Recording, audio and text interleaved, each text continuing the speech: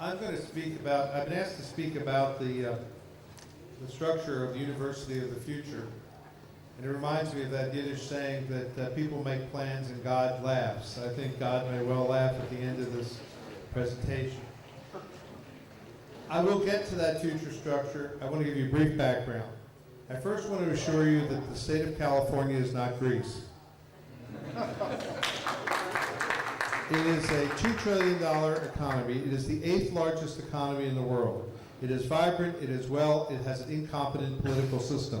These are self-inflicted lack of functionalities in the way the government operates, in part coming from direct democracy, which demonstrably doesn't work. You need I know you won't accept this, but you really do need a Knesset and a Congress to pass laws and not just vote on them directly. The University of California is by all, or virtually all, acknowledged to be the best public university system in the world. It's a $20 billion system, $10 billion a year in medical care. It has 3 national labs. One of them has nuclear weapons, which I may have to use someday. It has a tiered system, community colleges, 4 years, and research and graduate universities. So there's not a lot of wasted expenditures on projects that will never be. It started really with a master plan in 1960. It had, I was able to bring in great professors. It had Pat Brown. It had great funding. It had wonderful beaches. It had movie stars. And most recently, it had Arnold Schwarzenegger as its governor, who I like better than Jesse Ventura in Minnesota, the wrestler, who was my governor there. All of this is great.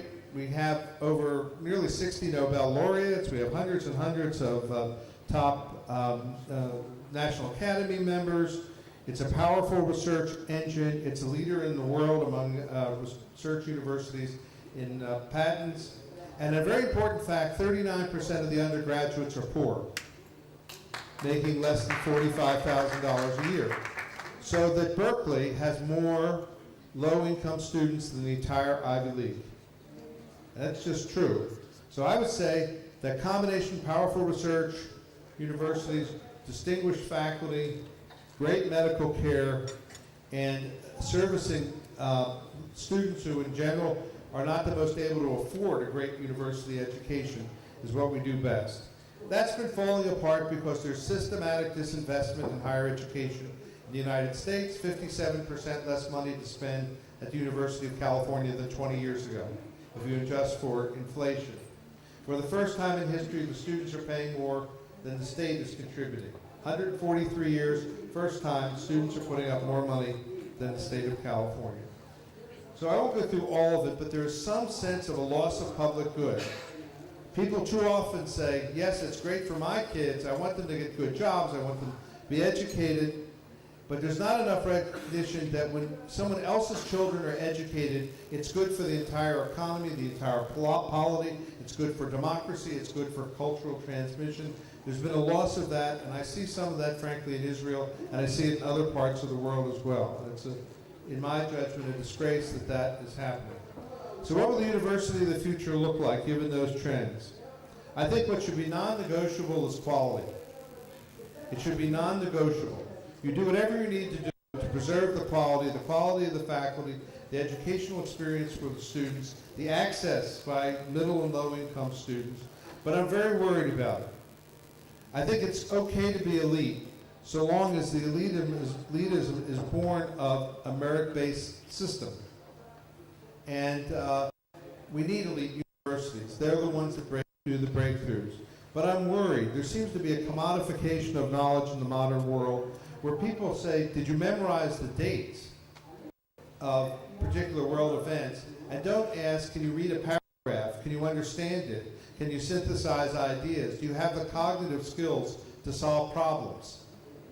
And that's what I worry about a lot. And I think we're all going to have to find our...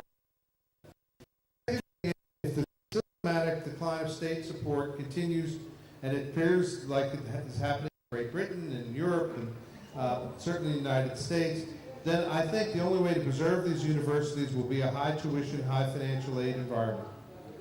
Many of you may not like that, but I think that's the only alternative.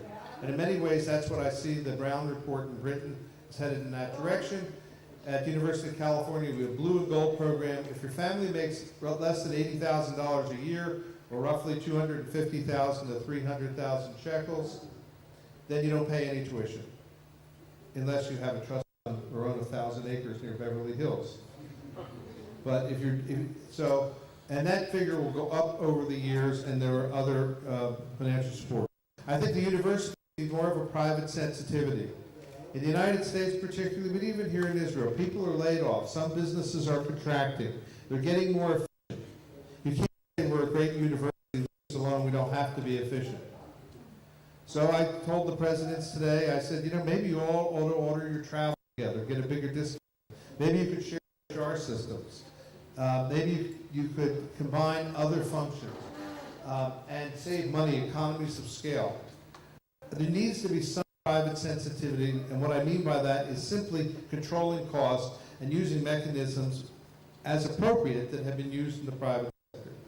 We also need new educational technologies, and it was frankly difficult for me to get through at the University of California. We're doing a pilot.